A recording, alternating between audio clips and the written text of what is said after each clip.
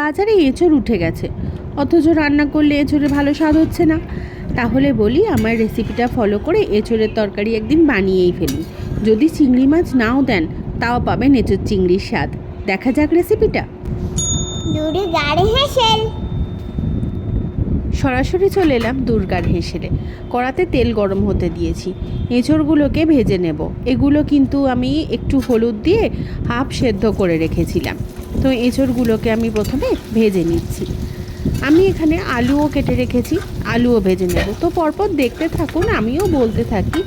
তো এবার বলি যে আমি এই রেসিপিটা শিখলাম কোথায়।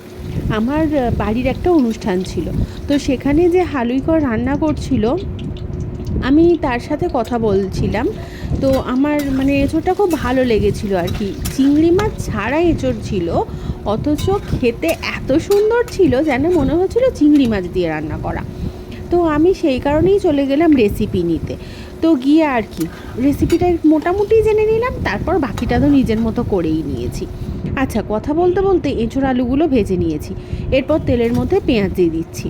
টুইস্ট কিন্তু এখানে, আমরা আগে তেলের মধ্যে কোনো ফোড়ন দিলাম না, পেঁয়াজটা দিয়েছি। পেঁয়াজ ভাজা হতে হতে এই সময় দিয়ে নিচ্ছি ফোড়নগুলো, তেজপাতা, গোটা গরম মশলা দিচ্ছি, জিরে দেব। সব কিছুটা পেঁয়াজের সাথে ভেজে নেব, তাহলে ফোড়নটা ওভার কুকড হচ্ছে না, কিন্তু ফোড়নের যে গন্ধটা সেটা কিন্তু তরকারির মধ্যে চলেই আসবে। পেঁয়াজটা ভাজা ভাজা মতো হয়ে এলে তখন দিয়ে নিচ্ছি টমেটো।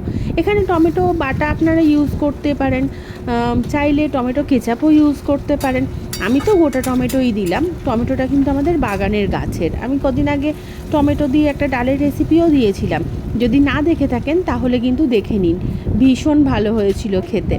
আচ্ছা, কথার সাথে সাথে তো রান্নাটা চলছে। আমি এখানে দিয়ে নিয়েছি আদা রসুন বাটা, আর দিয়ে নিয়েছি সাধারণ যে সমস্ত মশলাগুলো হয়, অর্থাৎ জিরে, ধনে, হলুদ, লঙ্কা। অল্প একটু জল দিলাম, দিয়ে মশলাটাকে কষতে দেব। এখানে জল দেবার কারণটা হলো যে তেলের পরিমাণটা তো বেশি, তাই মশলাটা কিন্তু ভেজে গিয়ে পুড়ে মতো যাবে না। অল্প জল দিয়ে নিলে মশলাটার কষা হয়ে যাবে, এবং পরবর্তীকালে যখন আমি আলু বা এঁচোড়টা দিয়ে কষবো, তখন আমার যদি কষা কমও হয় সেক্ষেত্রেও কিন্তু কোনো মশলার গন্ধ থাকবে না। এখানে মশলাতে জল দিয়ে মশলাটা পুরো রান্না করে নেওয়া হলো।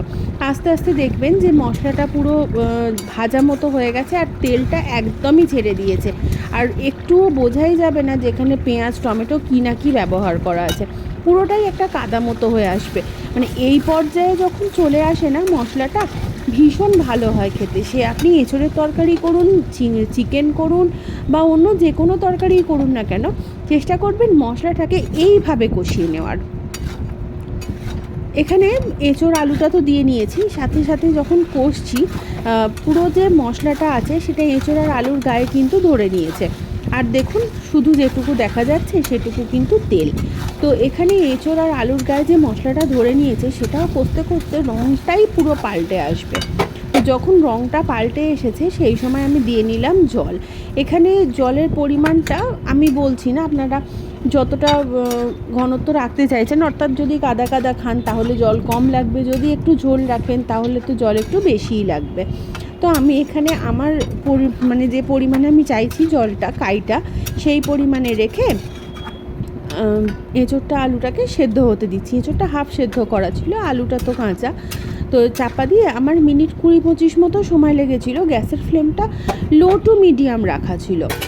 তো তারপর যখন আমি ফিরে এসেছি তখন এঁচোড়টা আলুটা বেশ সেদ্ধ মতো হয়েই গেছে।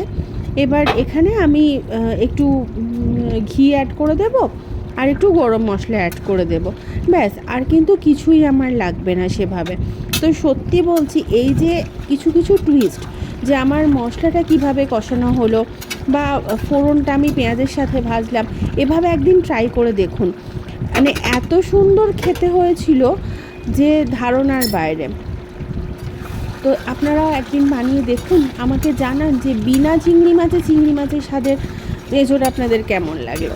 তাহলে দেখা হবে আবার পরের ভিডিওতে। আজ তবে এটুকুই, ধন্যবাদ।